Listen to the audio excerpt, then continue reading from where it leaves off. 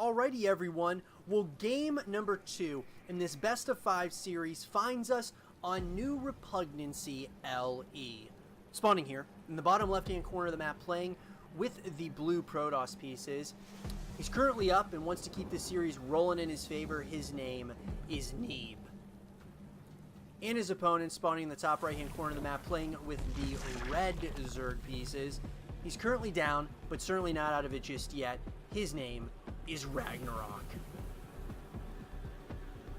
Alrighty guys, well game number 2 now in this series that was played at the IEM Katowice was one of the round of 12, within the round of 12 of that tournament, so very deep into the tournament. Both these players are trying to make their way to the quarterfinals of the tournament, because IEM Katowice, for those of you who don't know, is one of the biggest tournaments of the year for the StarCraft 2 pro players. It ends up being, as told by many, to be the number 2 biggest tournament of the year, right behind BlizzCon. So a lot on the line here for these players as they are trying to make their way to the next round. And Neeb really just had a really nice timing push there in game number 1 that really just Ragnarok was not able to hold. I felt like his swarm hosts were a little bit out of position at a couple of points, and I feel like he just lost too much of his army to Neeb's push there. And so I'll be interested to see how Ragnarok decides to respond here in this second game, as he's going for what looks to be a hatch gas pool opener.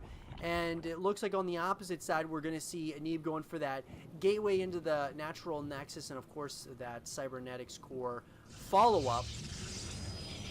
So very interesting by both these players. You know, I mean, relatively standard on either end of the map. We're going to be seeing a metabolic boost being researched right now out of the spawning pool for Ragnarok. And, you know, one thing I thought Ragnarok did pretty good, what I thought he did a pretty good job of in game number 1 was really just his scouting information, and really just scouting in general. He was able to get, you know, some good scouting information with his overlords, really using those to his advantage. Got a couple of Zerglings that are starting to nibble at one of these probes on the opposite side of the map. Does look like they are going to try to go after some of these probes.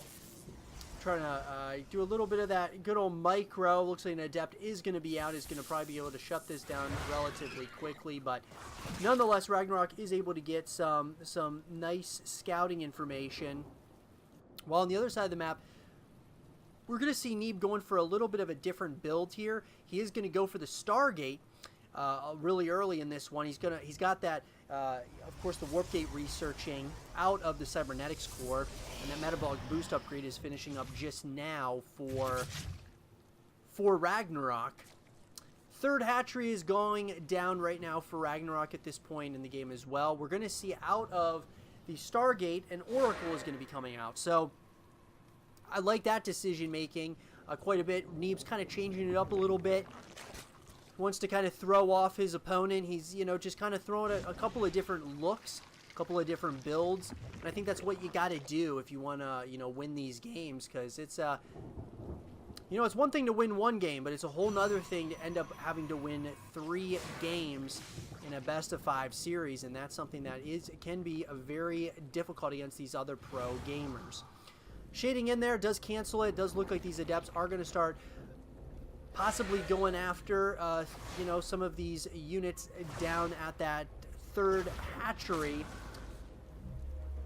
And this is what Neeb does so well. Neeb is so good at just getting that necessary information that he needs, but also being annoying and being somewhat of a nuisance.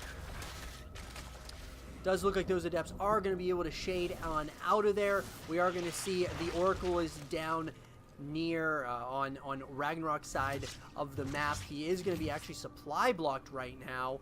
So while this is going on, though, we're going to see those +1 upgrades coming in from the evolution chamber for Ragnarok. We're going to see on the opposite side 5 more gateways are being created at this point.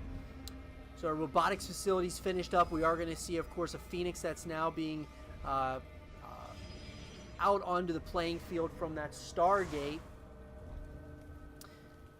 And at this point, I mean, we're starting to kind of see a little bit of a stalemate at this point. It looks like out of the hatchery, we're going to see, of course, the lair being morphed in.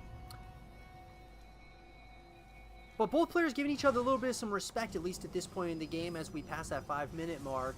We are going to see, of course, the War Prism is going to be coming out of that robotics facility, so I'm wondering if Neeb, once again, is going to try to get a little bit aggressive here.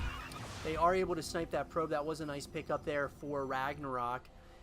These are little battles. If you can win those little battles, you'll end up winning the war in the end, for the most part.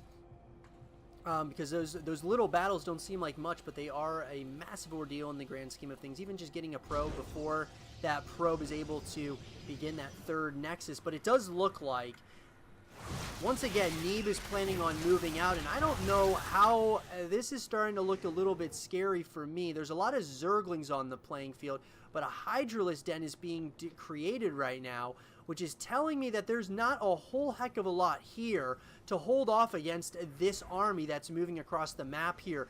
There is Stalkers, and as well as Zealots, and you've got Adepts, a little bit of some Micro here. This could be really, really dangerous as that Oracle is being target fired down. Beautiful pickup there, though, by that Phoenix. The Phoenix does go down. There are a lot of Queens here, but another Warpin's going to have more Stalkers as well as some Sentries that are going to be coming in. The surround is going to come in, but there is a lot of force fields going down now as well, shading away at a lot of those units. The Queens are starting to go under significant pressure as they're having to transfuse one another a lot. I just don't know if there's enough here. Ragnarok is being pushed back once again. This push could be absolutely devastating as Hydras and Zerg is going to be coming out any time now, but the problem is I think there's just too much damage happening. GG is called, and Neeb takes a commanding 2-0 lead over his opponent. I hope you guys did enjoy this game between Neeb and Ragnarok, and if you guys did, leave a thumbs up, subscribe if you're new, stay positive, and I'll see you guys all in game number 3.